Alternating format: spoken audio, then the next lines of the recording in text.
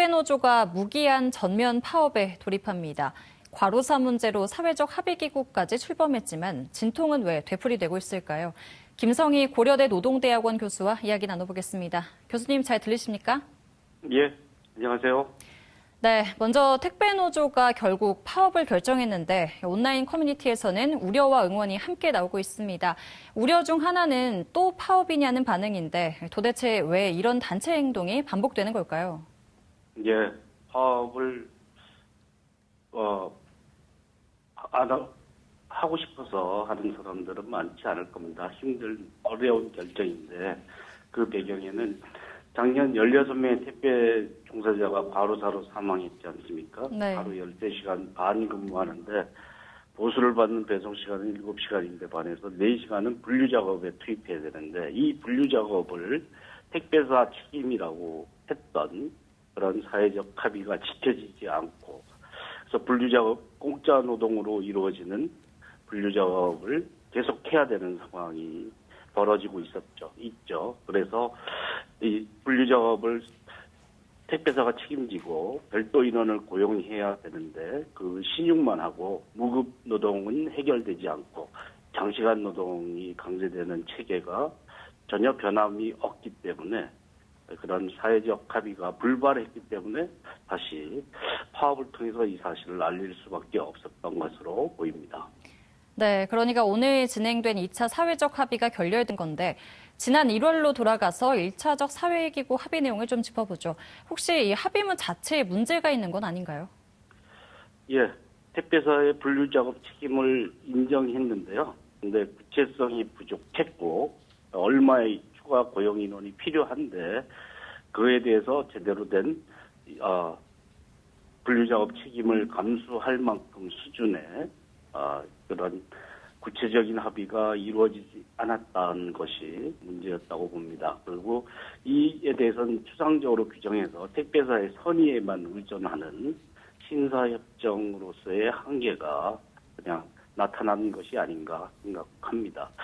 명절을 앞두고 택배 대란의 우려 때문에 택배사가 나서긴 했지만 사회적 합의를 지키려고 하는 성실한 태도가 없었다 이렇게 보여지고요. 택배기사의 도급계약 때문에 근로기준법이 적용되지 않고 노동관계법도 부정되는 이런 근원적 한계를 일회성 사회적 합의로는 충분히 해결할 수가 없었다라는 점이 이런 급한 불만 끄고 문제의 근본을 해결하는데 미흡했고 사회적 합의를 성실히 이행하려고 하는 택배사의 태도, 전향적인 태도가 전혀 갖춰지지 않았다라는 것이 문제라고 봅니다.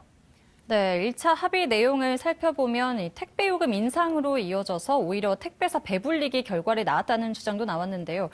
그 주장이 사실이라면 이 택배사가 계속되는 파업의 원인일까요?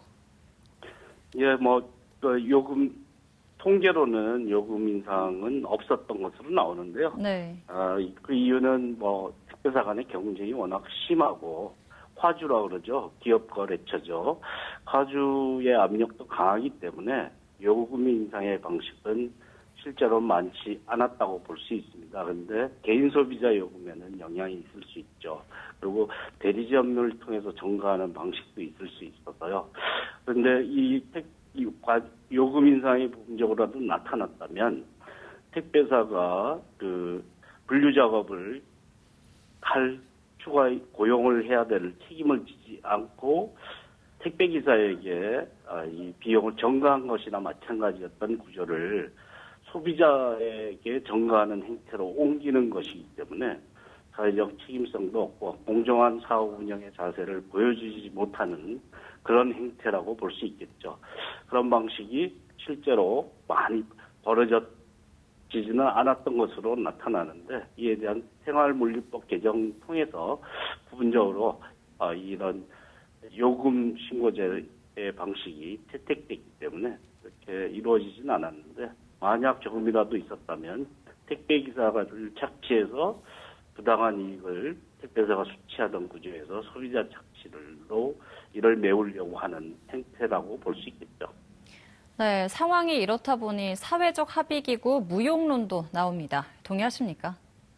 예, 노동법 적용의 사각지대에서 나오는 문제입니다. 근본적으로 노동자로 분류되지 않고 특수고용이라는 애매한 신분으로 근로기준법과 노동관계법이 적용되지 않는 이 틈새를 그 전면 적용으로 해결하지 않고 문제를 풀려고 하다 보니까 과로사 문제가 워낙 심각했었죠.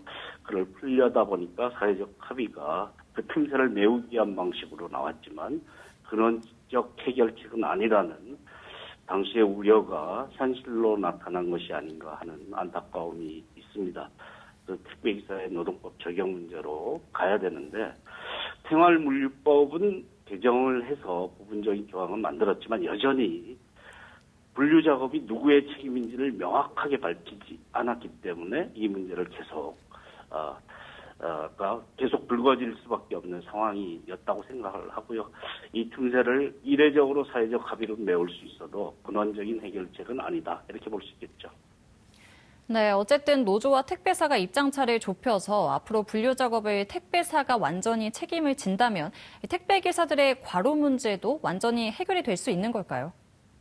예, 문제의 출발점이었기 때문에 선행해서 가장 우선적으로 이 무급노동 4시간씩 무급노동을 해야 돼서 장시간 노동을 강제하는 이 비상식적 구조죠. 이거부터 해결해야 된다고 했던 거지만 사실은 건당 수수료 체계나 지역 배정의 불이익 문제 등 여러 가지 노동권 사각지대의 문제가 존재합니다. 그래서 노동관계법을 준용하거나 적용하는 것이 이 문제를 풀 수 있는 방법이라고 볼 수 있고요. 그래서 법에도 좀 더 명확하게 명시해야지만 이 문제는 해결될 수 있는데 법 개정 통해서도 문제를 계속 단존시켰기 때문에 이런 문제는 있고요.